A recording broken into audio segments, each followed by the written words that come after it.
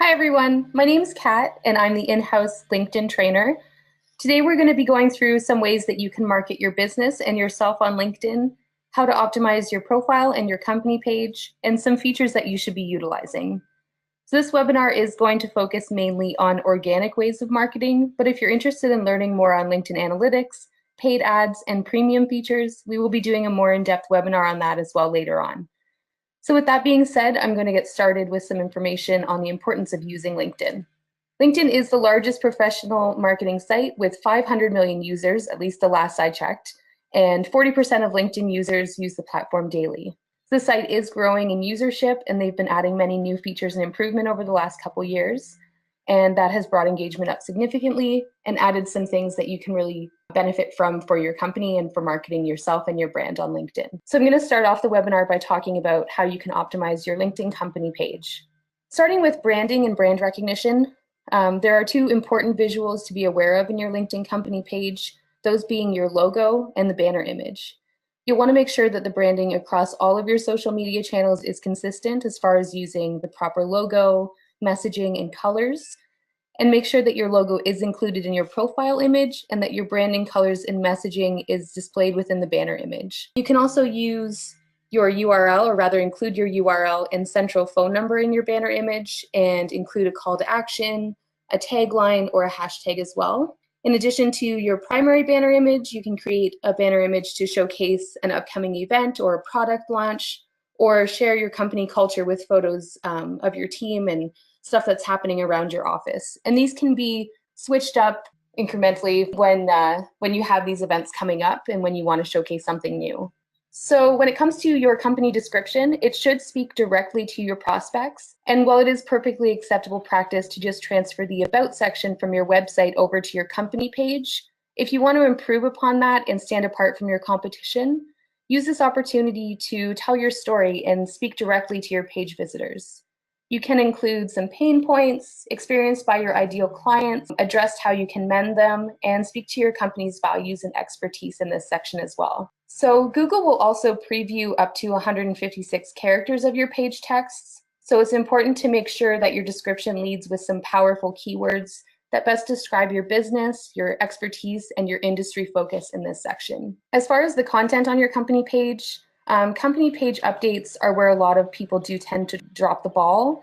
So just like with other social platforms, these need to be posted at least once, but ideally 2 to 3 times per week, with content that's going to draw people to your page. And this will help keep your page relevant. You can post directly to followers of your page, or you can even sponsor your content so that it's seen by people who are not yet following your page. And a great idea for content strategy on LinkedIn is to post something that will keep people coming back to your page, like a series of 5 to 10 tips or tools, maybe a series highlighting your team members or your clients, some weekly productivity hacks, countdowns to top 10s, or any other topics that you might find fit your brand. It's a great way to link things back to your website to try and increase your traffic. You can make a special event and post quarterly or on a seasonal basis. So posting a series will encourage people to come back to see your next post. And it's also going to allow them to scroll through the past posts and see more of your content that they might not have been aware of otherwise. So make sure that in all of your content on LinkedIn that you're being helpful and informative, and try not to be salesy. At least 80% of the content that you're posting should be informative, and no more than 20% should be selling. And that's not to say that you need to have 20% of posts on your LinkedIn company page selling a product or service. It just means that you really shouldn't go over that, because that'll tend to turn people off, and then they're not going to want to come back to your page to see future updates that you have on there. LinkedIn is supposed to be about sharing expertise and learning and advice, and really just having a lot of informative posts rather than people trying to sell you things. So that's a way that you can set yourself apart as well and encourage people to continue to come back to your company page to see future updates and to learn more about what they want to hear. So moving a little bit on to building your following on your LinkedIn company page, this is something that a lot of people do have difficulty with. And some of the ways that you can do this Firstly, you need to make sure that you're posting the relevant content on your page so that people are satisfied with it and they continue to return, and they'll actually want to follow your page to see your future update. You also want to do some cross promotion. So you can start by sharing your LinkedIn company page on some of your other platforms where you may have a lot of followers, such as Facebook, Twitter, anywhere like that. You'll also want to add an icon to your email signature, to your website and business cards so that people are aware that your page does exist.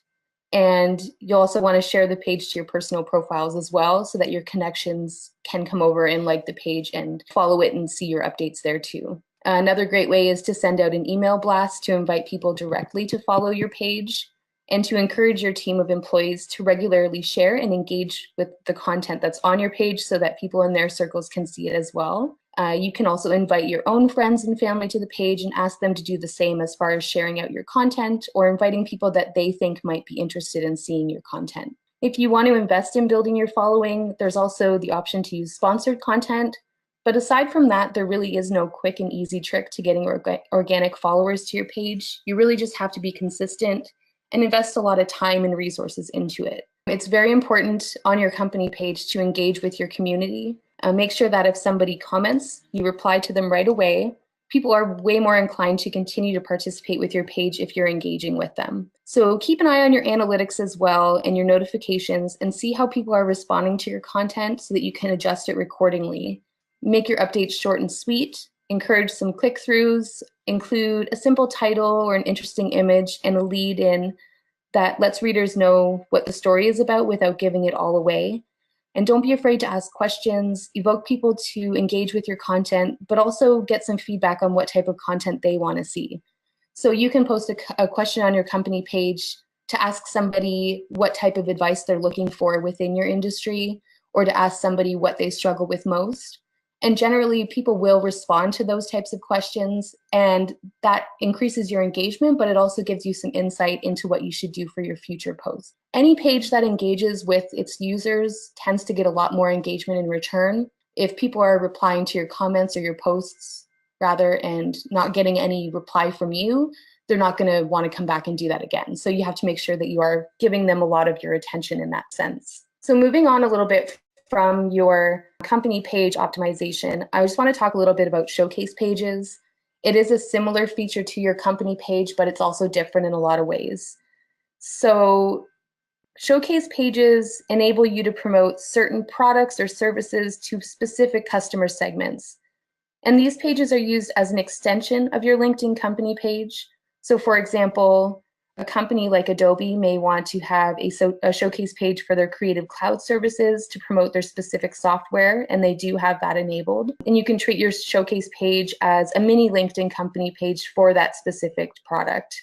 You can create up to 10 of them for your company page, but if you do require more, you can reach out to LinkedIn support and request more, and they will help you with that. And once these showcase pages are created, they're going to be shown on your company page right below your About section. So it's a way to get people to go from your company page where there might be a lot of information with only a little bit of it that's targeted towards them, and they have an option now to go to a showcase page where you might be sharing something that's more relevant to them specifically.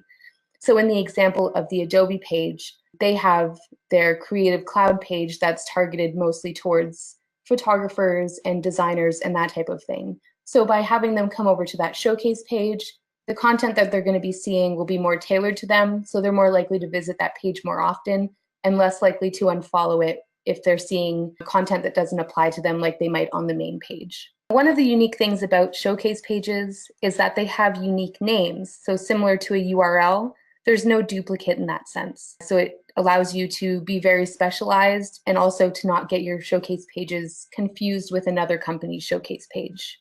So in the website area of your showcase page, you can include a link to the corresponding product or service page of your website, and you can experiment with your content there by pinning maybe a status update to the top of your page, engaging what kind of response is received from your followers. Creating, growing, and maintaining these company pages and showcase pages takes a lot of time and resources and a lot of commitment. So you can't simply set them and forget them. You do need to follow up and do a lot with those pages to make them successful. And if you wanted to create a showcase page for your company, you can simply navigate to your LinkedIn company page, open up the admin tools on the top right corner, and it'll bring down a drop-down menu where you can then create that page. So here's just an example of where you might find a showcase page. And again, just using Adobe as an example, this is their main company page. And if you just scroll down a little bit, it showcases or shows you their showcase pages there rather. So if you were to click on the Adobe Creative Cloud, it would bring you over here. And you'll notice this does look very similar to a company page, but it's just more focused.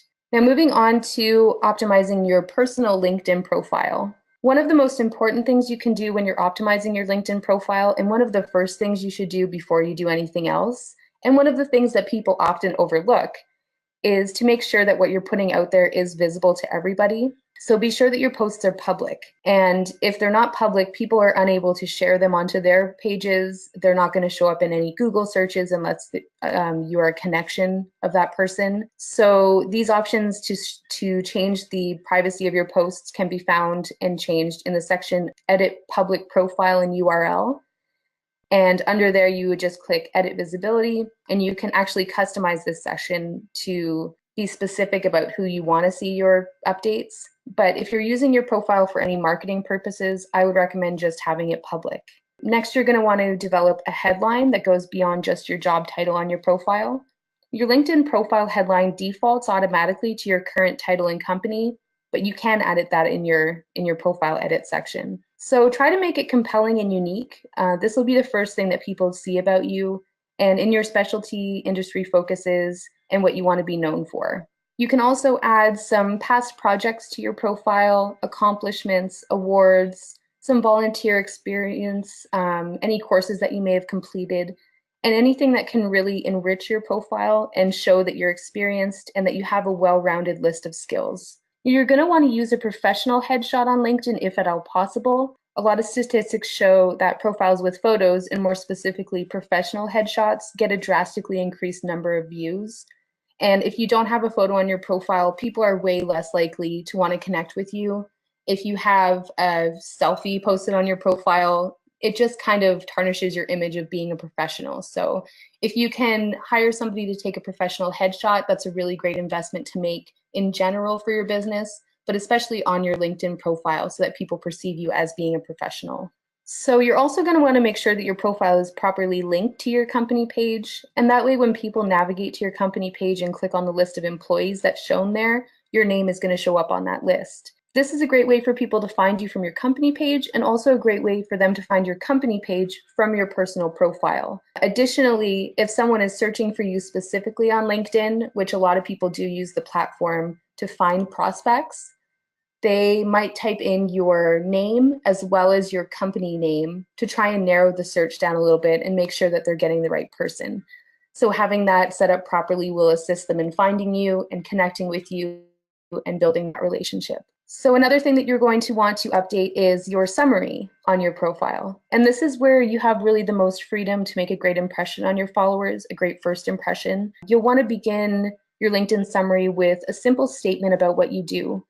Utilize some keywords that you want to be associated with, and add a short synopsis of your experience.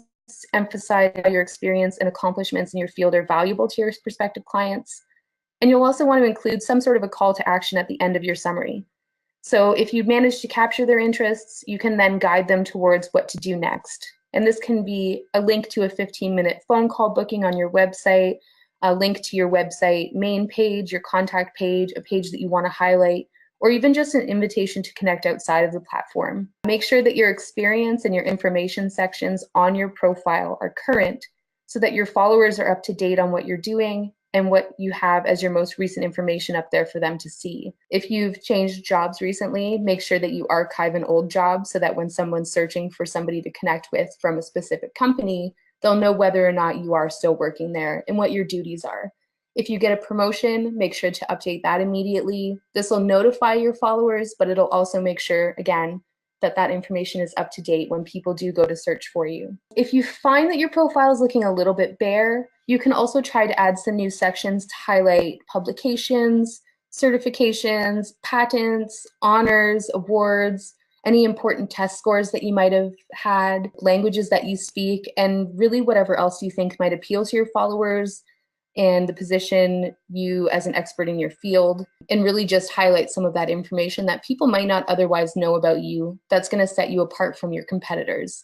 So similarly to a resume, you're going to want to put stuff on there that is really going to draw their attention in and stuff that they're going to remember you by. So moving on to endorsements and recommendations, there's generally a lot of confusion on the differences between these two features on LinkedIn, but they are very vastly different. In endorsements, basically you can include some skills on your LinkedIn profile, and this is a great way to showcase your abilities to other members. Skills can include anything from softwares that you've mastered, although don't make it basic softwares like Word programs and email and that kind of thing. It's kind of implied that you would already have knowledge of that. So anything specialized you can list as a skill. You can also list practices in the workplace that you possess, really anything that can testify to your abilities, anything that you're an expert of that you want people to be aware of. And getting other people to endorse your skills will really allow you to provide some social proof on how you manage them, and it gives your claims some weight. So if you are well versed in a certain software, getting people that you work with or people that you've had as clients to endorse that will just prove to your readers and your followers and potential followers that you're not just making an empty claim, that people are actually backing that up and saying, yes, this person is an expert in this software, or yes, they do possess this skill. It's up to your connections to give you your endorsements, but you can solicit them by asking through a direct message or by endorsing some of the skills that your connections have on their profiles as well.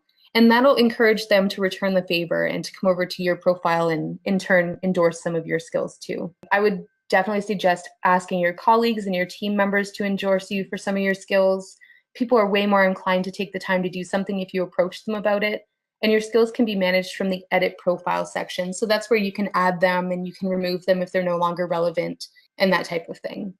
So moving on from endorsements, recommendations are, as I said, vastly different, but they fall into the same category as just basically giving some social proof that you are somebody that we would want to hire or that we would want to connect with or who's an expert in your field. So recommendations are different than endorsements, but they can be coupled with them to further show proof of your expertise. And you can request a recommendation formally from a colleague or a client on LinkedIn by navigating to their profile, selecting the More icon next to their name, and then selecting Request a Recommendation.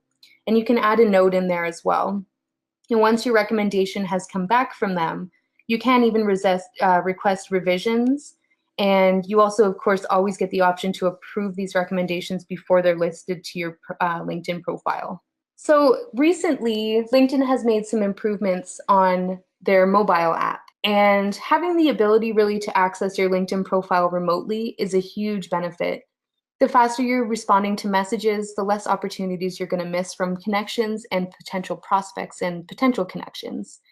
So LinkedIn does have a pretty great mobile app that allows you to do most of what you can do from the desktop site with just a few exceptions. And the major things that are missing from the LinkedIn mobile app are the analytics and the ability to use LinkedIn Publisher feature. Additionally, some features available in LinkedIn require downloading additional apps to use. So for example, LinkedIn Groups, Sales Navigator, LinkedIn Learning, and the Recruiter feature, these all have their own separate apps to download. So if you are going to download all of the apps, just a recommendation to make a folder on your phone and store them all there, at least until they're able to come up with one app that provides you access to everything in place of these. So one thing, however, that you do have exclusive access to from the app that you're not able to access from your desktop is the ability to upload videos directly to LinkedIn.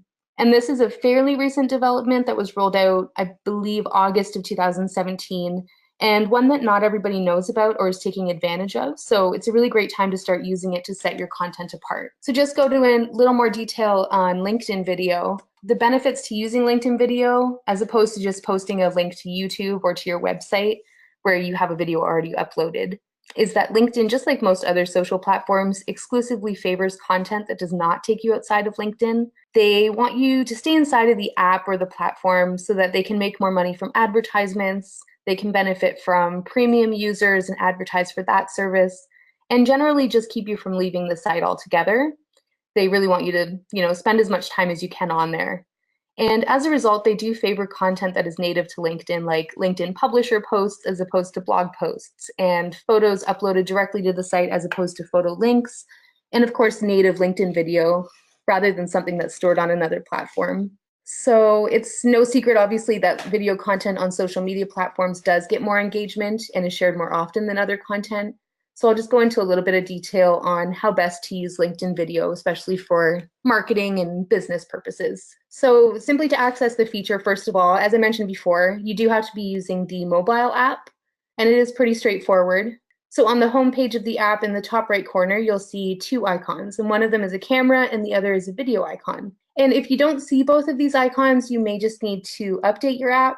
If you haven't updated it recently, you probably won't have this feature available, so just make sure that it is always up to date. And if you click on either of these icons and be sure that you've given the app access to your camera as well, a page will open up with the options to either take a new photo, take a video, or upload something that's already been recorded that would come from your camera roll or one of your albums. So when posting your videos, make sure that you're adding links to the description, tag people if you mention them, and use hashtags if it is relevant. So if you're attending an event and they have a specific hashtag that they use, do include that in your video, and that way other people at that event can find that video, and then, of course, if they've met you there, they'll want to connect with you as well. You can also include some talking points in the description to encourage people to watch, so just to let them know what the video is about. And again, without giving away too much, just sort of give them a little brief overview of it. Videos, of course, as well. 3 minutes is ideal for a video, just so that you're not losing attention from somebody, but it's also long enough that you have time to go through and make it valuable for them. So some uses of LinkedIn video. You can pre-record a professional video and have it edited as well. And this can be used to showcase your products or services or share a client testimonial, just that kind of thing. Something that you may have hired somebody to come to your office and do. You can just download these from your website, or from another platform, and then upload the content to LinkedIn from there. And if you're using this type of video, try to use a video that has burned in closed captioning, since they do play muted by default, and there's no option to add captions on LinkedIn. As far as a video for event coverage, a great use of this feature is to upload real-time event coverage to your LinkedIn profile. So if you're speaking at an event and you'd like to show your followers maybe a little snippet of that, or if you just want to let people know that you're attending, that you're there, maybe start a conversation with other contacts that may be at the same event, show people around with the video and upload it immediately. So you can tag other users when you post the video again, or add relevant hashtags that are specific to that event so that your content does show up when people search for these hashtags. If you want to use a video to share more about yourself, you can upload maybe a short biography, tell your story. People really love getting an inside look into you and your company, and video is a great way to tell that story. So you can even go around the office and introduce some of your team members. Make sure to tag them in your description when you upload the video so they're notified, and they have the option to then share it with their circles as well. Another use might be posting some productivity hacks, some tips, some question and answers, and content that, again, like we said before, would be reoccurring and valuable to your followers to keep them coming back for more and make them more inclined to click on your future videos. Another feature, of course, that you can use is posting some sort of an interview. So if you were to interview a client or maybe a staff member, share their experience with your company and give some social proof to your followers as well. There's really infinite ways to utilize video. So just keep in mind what your viewers may want to see. Always make sure that you're being professional, but don't be afraid to also be personable and share some content that showcases your company culture. You are allowed to have fun while you're maintaining a professional image. Just make sure that you have a plan for your video so it doesn't end up kind of going off the rails and losing focus on what you wanted to cover. Another use as well, is short form video. So this can be 15 seconds or less just to show a really quick hack or a product. So maybe if you're doing something every Tuesday where you share, I don't know, a technology tip or something to that effect, or a life hack, just posting that consistently and making it a very brief video will encourage people to click on it again. So moving on past the video section, LinkedIn groups. So you want to be sure to find and join active LinkedIn groups that match your location or your industry and use them really as an opportunity to share valuable content and to network with other professionals. As far as content goes, try to make sure that you're not selling in these groups or you really won't see a lot of activity. And if you find a need that isn't already fulfilled by a LinkedIn group, you can even try creating a group yourself. Just know again, like we mentioned before about the company pages, that it is a lot of work to build membership. And this isn't the type of thing that you can really set and forget. So you're going to want to send out maybe an email blast inviting people to the group, invite all of your contacts that might find it useful, and really make sure that people are getting a lot of value out of what's posted there. That's really important because LinkedIn groups especially, people don't want to see people selling in there. It's mainly just to position yourself as an expert in your field, keep your name on people's minds, and build some really valuable relationships that you can then turn into maybe prospects or get some referrals from those people down the line. So I'm just briefly going to touch on analytics here. You really want to pay close attention to the data that you're gathering from LinkedIn and adjust your posting schedule and content accordingly. So if you're noticing that posts that you're putting out with certain types of images are getting a lot more feedback than other ones, or if something being posted at 9 a.m. is getting a much better response than something that's being posted at 5 p.m. And this does vary based on your industry, so there's no magic formula. But you want to adjust your posting schedule and your content for the future based off of those analytics. And I would definitely suggest checking in weekly and monthly to see how your posts are performing. There's a lot of different things that influence whether or not people are engaging with a post or whether or not they're seeing it. And that's data that you can gather over a longer period of time, even a few months, even a year, maybe sometimes, just to find out what your audience really is responding to best. And also to make sure that the people that you're targeting are the right people that you want to target and they're in your market, people that might be interested in your services. If you're getting 100 people who are responding to a post, but none of them are people that you want to connect with, then you are going to want to adjust your content. Another way to test effectiveness, of course, is to pin certain posts to the top of your page. And that way, when they go to your page, it's the first thing they're going to see. So you could have a certain post pinned to the top of your page for a month and examine the analytics afterwards and see, okay, 300 people saw this post, but only one person engaged with it. So what can I change about that to make it better? Use the data from your analytics to establish a baseline target and then create some short-term and some long-term goals to work towards as far as getting engagement and getting people to share your post or getting them to contact you. So impressions, interactions, and engagement, those are three, I think, of the main aspects of your analytics. Impressions are the number of times each update is shown to LinkedIn members. So this is similar to the Facebook reach. This is just how many people have scrolled through their newsfeed or gone to your page and seen this post. It doesn't mean they've read it. It doesn't mean they've clicked on it. It just means that it has shown up somewhere in their feed. Your clicks are the number of people who click on your content, your company name, or your logo. This does not include interactions with your posts. Your interactions, however, are the number of times people have liked your post, how many comments have been left, and how many times it's been shared. And then your engagement is a percentage, and this percentage shows the number of interactions plus the number of clicks and followers acquired divided by the number of impressions. So this is basically a number that shows you the percentage of people who have engaged with your content in some way based on how many people it's been shown to. So some of the benefits of using LinkedIn analytics for your company. The key to engaging your LinkedIn audience is knowing as much as you can about them. In the LinkedIn Analytics tab, there is an option to see the age of your followers or the people who are engaging, their gender, their location, what mobile or desktop platform they're using to see your content, all that kind of stuff. And having that information will really help you not only to adjust the time you're posting, where you're posting to, all that type of thing, but also the content itself. So you can replicate your success by viewing analytics from specific posts to see how they stand up against other methods and adjust future posts, like I mentioned before. So check for some similarities in the content, the topics, and what call to action was used. And again, the example, if a certain type of image is really being viewed a lot and you're getting a lot of response from that, you're going to want to use that, an image that's similar to that in nature for future posts. If you have a call to action for people to click on your website and you find nobody's clicking on your website, you're going to want to adjust that call to action as well to get them more interested. Maybe by offering them a free download of an ebook or a discount if they come over to your website right away, or just evoking some emotion from them or letting them know that there's a special offer or something very valuable to them that they'll find by clicking on your website. A great thing about LinkedIn Analytics is that you can really visualize your data.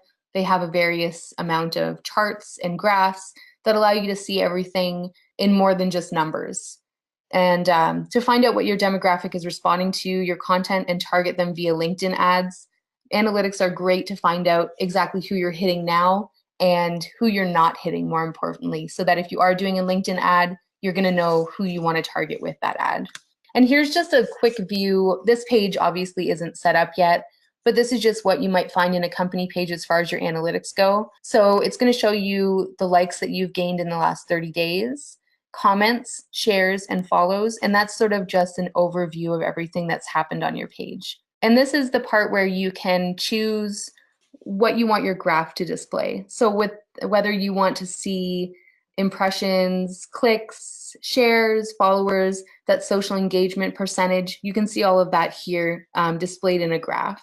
And obviously this is empty again, but this is going to show your most recent posts and how people have responded to them. And this section is very, very useful as far as targeting your future content. So under update name, it'll just show maybe the title of the post that you shared. It'll show the date that it was shared, how many followers you acquired while that post was up, impressions, clicks, engagement, all of those things that we talked about before. It's all going to show that stuff sort of in a more easy to navigate area.